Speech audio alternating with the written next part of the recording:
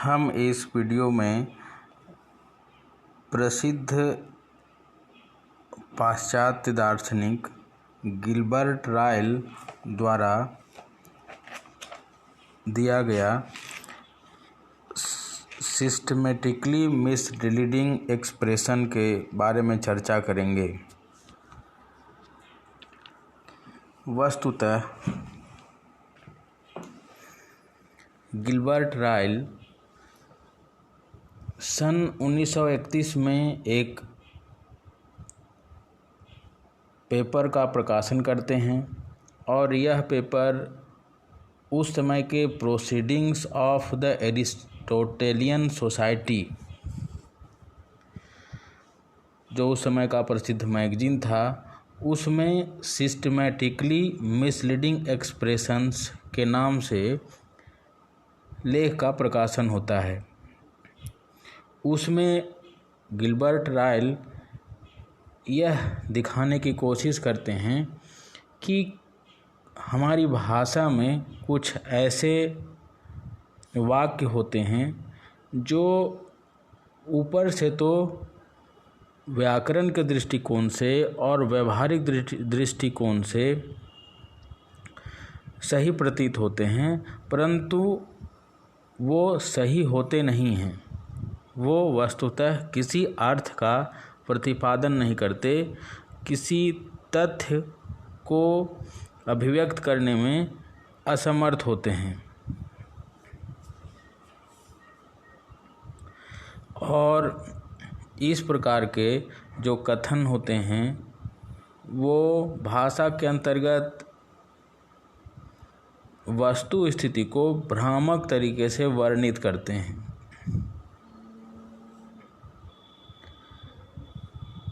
उनका कहना है कि ऐसा तरीका प्रयोगकर्ता द्वारा जानबूझकर या गलती से नहीं अपनाया जाता, बल्कि यह साधारण भाषा के प्रयोग का एक ढंग ही होता है। इसके उदाहरण में वो बताते हैं कि जैसे हम यदि यह वाक्य लें कि पेड़ अस्तित्ववान है, और यह भी दूसरा उदाहरण लें कि भगवान अस्तित्ववान है, तो जैसे यहाँ हम देखते हैं कि पेड़ अस्तित्ववान है और भगवान अस्तित्ववान है, दोनों वाक्य समान प्रतीत होते हैं और व्याकरण के दृष्टिकोण से भी दोनों वाक्य उचित हैं, क्योंकि एक में पेड़ उद्देश्य है, अस्तित्ववान विधेय है, और दूसरा में भगवान उद्देश्य है और अस्तित्ववान विधेय है।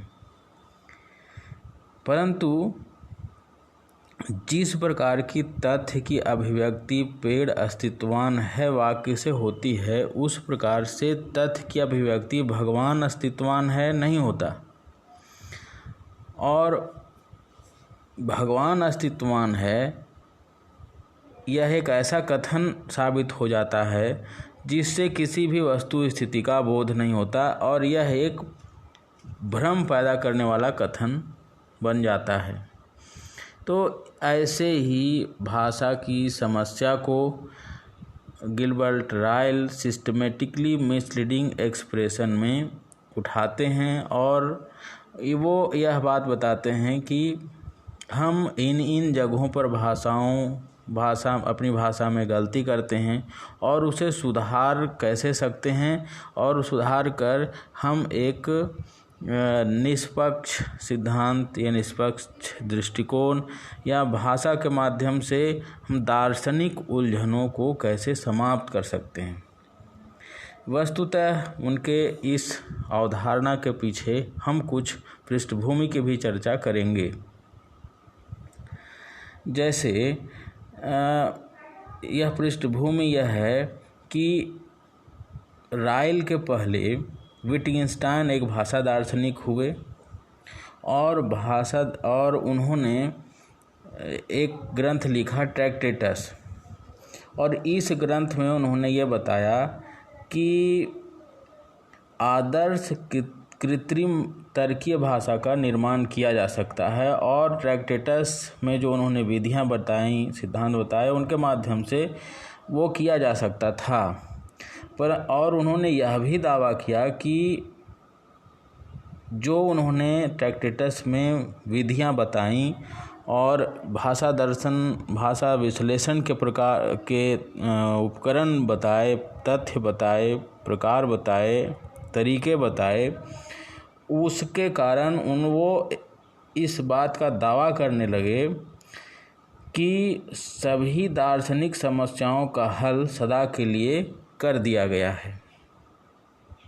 परंतु कुछ दिन बाद जब वो दोबारा आते हैं, इस दार्शनिक जगत में उनका पदार्पण होता है, तो वो अपने ही विचारों का जोरदार खंडन करने लगते हैं और वो यह बताते हैं कि सामान्य भाषा के सामान्य प्रयोगों को ही दार्शनिक दृष्टि से महत्वपूर्ण मानना चाहिए। और उन्होंने नारा दिया कि भाषा के अर्थ के लिए आग्रह मत करो, बल्कि उसके सामान्य प्रयोग पर ही ध्यान दो।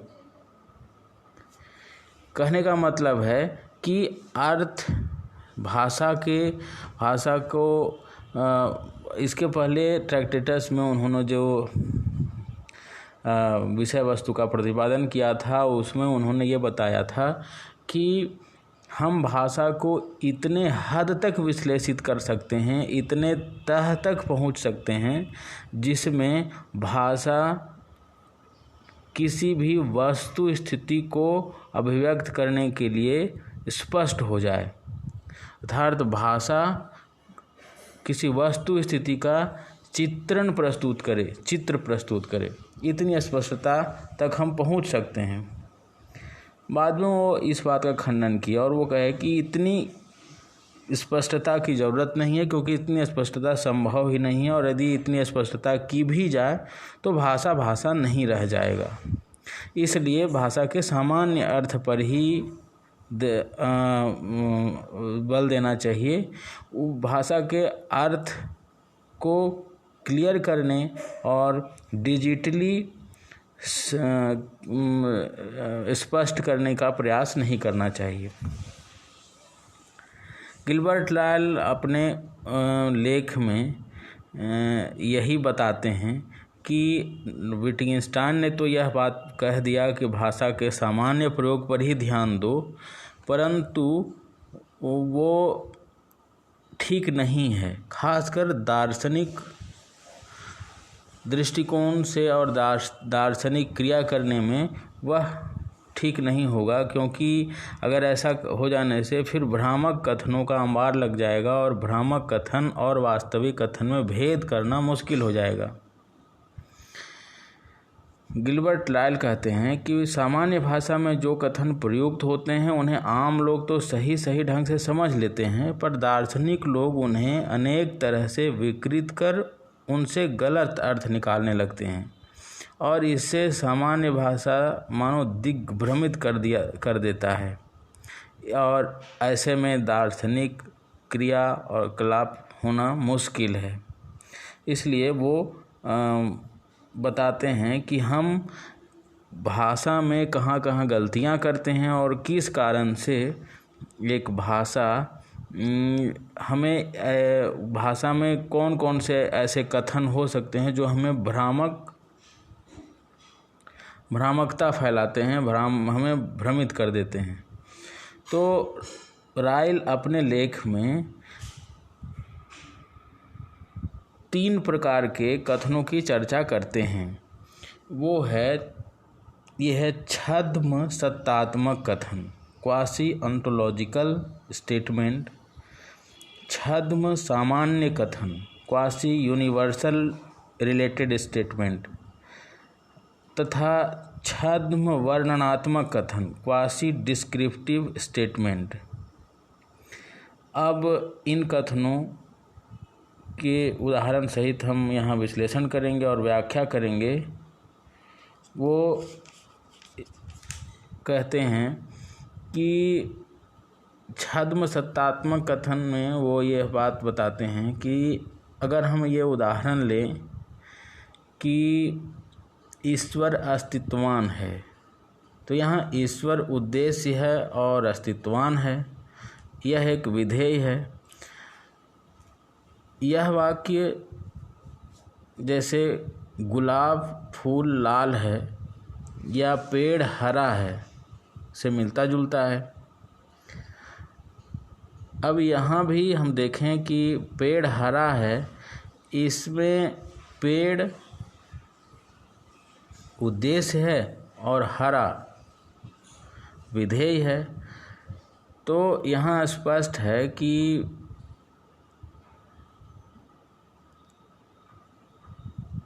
पेड़ हरा है में हरा होना एक गुण है जो वास्तविक भौतिक पदार्थ की ओर इंगित करता है, और ईश्वर अस्तित्वान है। इस यह उद्देश्य विधेय के रूप में व्याकरण के तरीके से तो सही है, परंतु यह वैसा कथन प्रकट नहीं कर रहा, वैसा अभिव्यक्ति नहीं दे रहा है जैसा पेड़ हरा है यह है।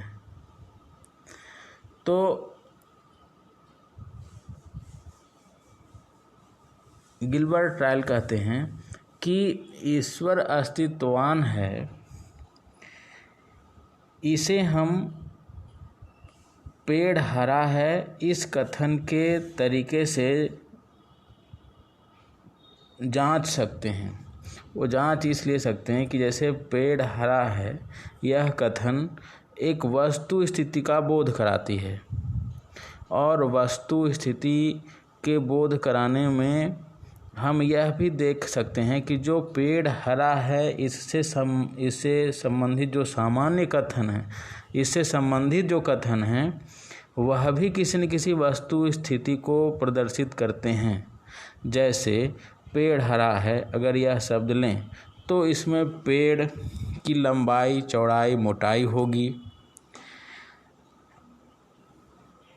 फिर पेड़ एक निश्चित स्थान पर होगा, पेड़ निश्चित समय में होगा, पेड़ निश्चित दूरी पर होगा, पेड़ निश्चित आकार प्रकार का होगा, पेड़ दूसरे वस्तुओं से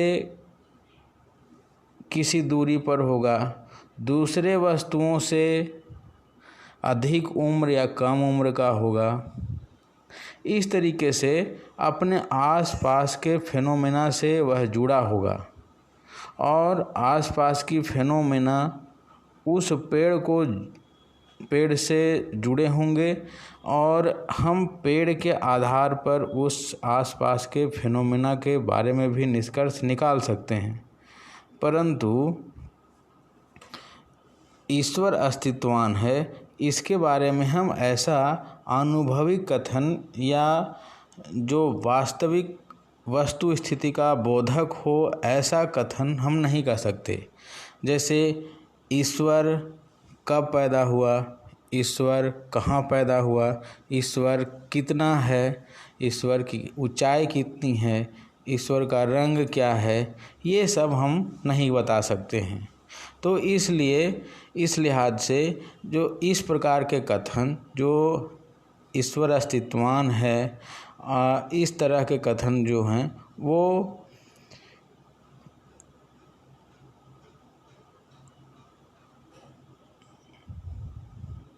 भ्रामकता फैलाते हैं, ये किसी वास्तविक वस्तु स्थिति का बोध नहीं कराते हैं। गिलबर्ट रायल कहते हैं कि कांट ने भी ईश्वर के अस्तित्व के लिए जो प्रमाण, तत्वपरक प्रमाण दिए थे, उसमें अतार्किकता दिखलाने के संबंध में वो कहे थे कि अस्तित्वान होना एक गुण है,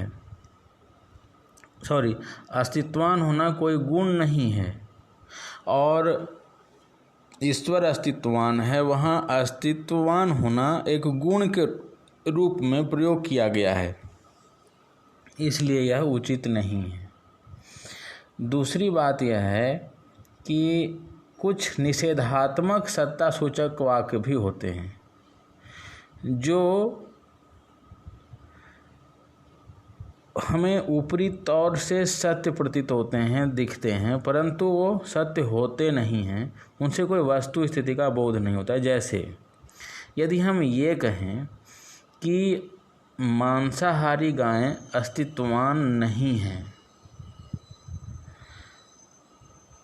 या हम ये कहें कि आकाश कुसुम सुगंधित नहीं होता,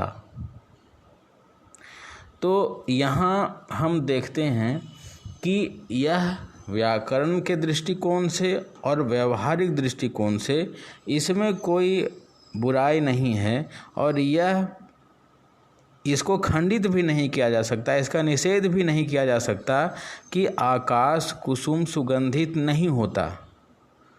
यह एक ऐसे सत्य कथन है, ये असत्य नहीं हो सकते। लेकिन हम यह देखते हैं कि यह आकाश कुसुम सुगंधित नहीं होता, यह कोई वस्तु स्थिति का परिचायक नहीं है।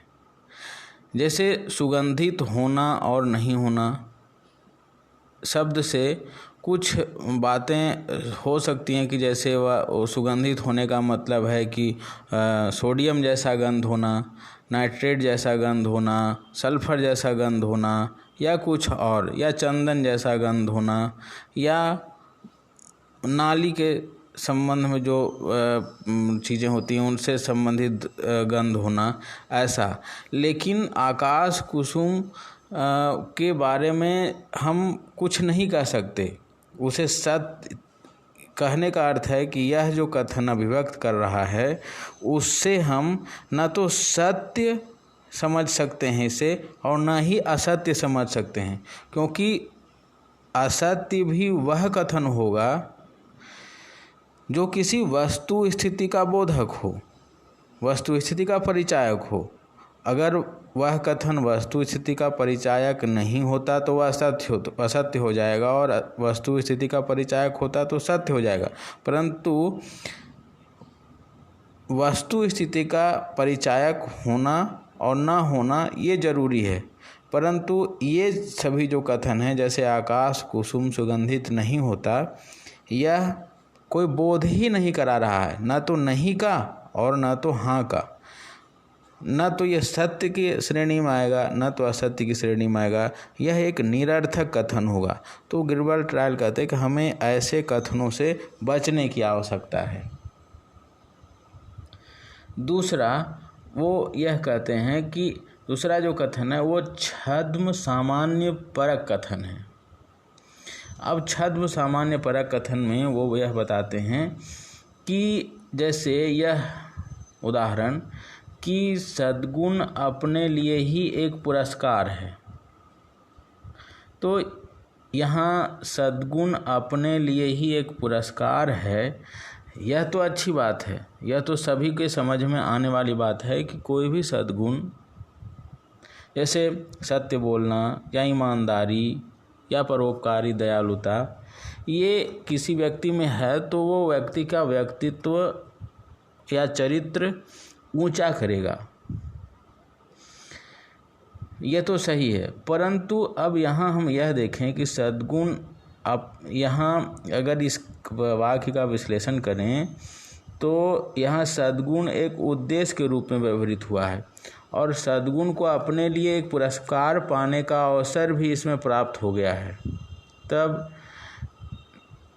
और पुरस्कार जो है वो यहाँ विधेय के रूप में प्रयुक्त हुआ है। अब यहाँ निश्चित ही सद्गुण एक वस्तु विशेष है और इसका तब किसी न किसी प्रकार का अस्तित्व भी होगा। तो यहाँ अब हम देखते हैं कि सद्गुण मतलब सद्गुण का अर्थ या सद्गुण सद्गुण के लिए कोई वस्तु स्थिति नहीं है, और पुरस्कार के लिए तो वस्तु स्थिति है, लेकिन सद्गुण कोई वस्तु स्थिति का, कोई तथ्य का बोधक नहीं है। और इस तथ्य का बोध नहीं होने कारण ये समस्त वाक्य कि सद्गुण अपने लिए ही एक पुरस्कार है, एक वस्तु स्थिति का बोध कराने वाला ही शब्द नहीं रह जाता, यह केवल एक हवा में लटकता हुआ शब्द वाक्य हो जाता है। अर्थात इस वाक्य से किसी भी वस्तु स्थिति फेनोमेना का बोध नहीं होता। इसका विश्लेषण करने पर भी न तो सद्गुण के अनुरूप कोई नाम, वस्तु, विषय है, तो इससे एक भ्रम पैदा होता है कि यह कथन तो सही है कथन के सही होने में कोई परेशानी नहीं है, परंतु इससे इसका कोई अर्थ नहीं निकलता, यह एक निरर्थक कथन हो जाता है। दूसरी बात यह है, दूसरा ये बताते हैं कि जो तीसरे प्रकार के कथन होते हैं वो छद्म वर्णनात्मक कथन होते हैं। अब छद्म वर्णनात्मक कथन क्या है? छद्म वर्णनात्मक कथन जैसे यह लें कि वीर कुंवर सिंह विश्वविद्यालय के कुलपति विद्वान हैं, और या यह लें कि रमेश टॉमी का ज्येष्ठ पुत्र है। अगर ये कहें तो यहाँ हम यहाँ ये देखें कि वीर कुंवर सिंह विश्वविद्यालय के कुलपति विद्वान हैं, और दूसरे में यह देखें कि रमेश टॉमी का ज्येष्ठ पुत्र है। ऐसे पद हैं जो वस्तुओं के सूचक जैसे प्रतीत होते हैं, और अगर हम इसे अंग्रेजी भाषा में लिखें तो इसके लिए दी का प्रयोग किया जाता है, क्योंकि एक वस्तु विशेष के बोधक है। अब ये किसी निश्चित वस्तु या व्यक्ति को सूचित करते हैं, अतः ऐसा मानना स्वाभाविक सा लगता है कि ये पद मानो नाम है, लेकिन ऐसा नहीं है। ये सिर्फ वर्णन है, और वर्णनात्मक पद भ्रामक होते हैं। राइल यहाँ वर्णनात्मक पदों के 3 प्रकार मानते हैं। पहला एक प्रकार तो वह जिसमें वर्णनात्मक पद या तो वस्तु सूचक हो सकता है या नहीं भी हो सकता है। जैसे उनका कहना है कि यदि, जैसे उदाहरण के लिए, इंग्लैंड का राजा तथा फ्रांस का राजा,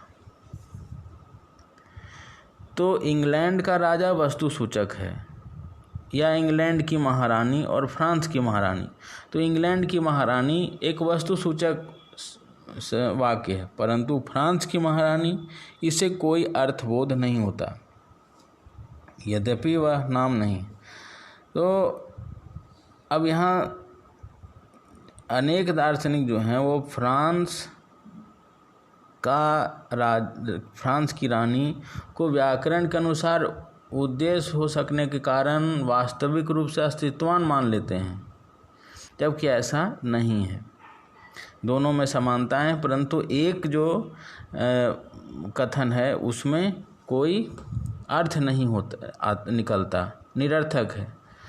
दूसरे प्रकार का कथन वो बताते हैं कि एक दूसरा प्रकार वह है जिसमें विभिन्न प्रकार के तथ्य सूचित किए जाते हैं, और यहाँ उल्लेखनीय है कि तथ्य कोई घटना नहीं होता, तथ्य को कोई तारीख नहीं होती, और घटनाओं के निश्चित तारीख होते हैं। तथ्य वस्तुएं नहीं होती, अतः सूचित करने वाले वर्णनात्मक पद किसी भी तरह नाम नहीं माने जा सकते, और उनसे जुड़े कथन वस्तु सूचक नहीं हो सकते।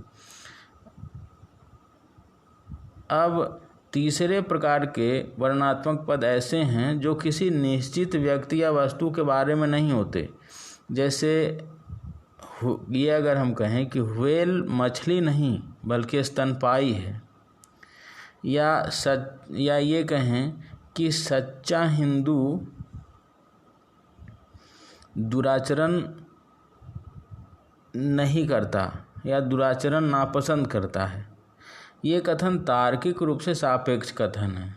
ये कथन किसी वास्तविक सत्ता के निर्देशक नहीं है। यदि व्हेल या हिंदू न भी हों तो भी ये कथन सत्य हैं। अतः जरूरी यह है कि किसी भी कथन को ऐसे शब्दों या पदों से तथा ऐसे ढंग से निर्मित किया जाए कि उसका सही तार्किक रूप स्पष्ट हो जाए। राइल कहते हैं कि तथ्यों के तार्किक रूप को स्पष्ट करने के सबसे अच्छे तरीकों में अभिरुचि का होना सामान्य मनुष्य के लिए जरूरी नहीं है, ये वह तो केवल दार्शनिक के लिए जरूरी है। अतः एक तरीके से हमें ऐसे कथनों से बचनी चाहिए और यह सचेत होना चाहिए कि ऐसे कथन भी हो सकते हैं, ऐसा गिलबर्ट रायल का मानना है। यह गिलबर्ट रायल का सिस्टमेटिकली मिसलीडिंग एक्सप्रेशन की व्याख्या है, जिसमें उन्होंने 3 प्रकार के छद्म कथनों की चर्चा की है।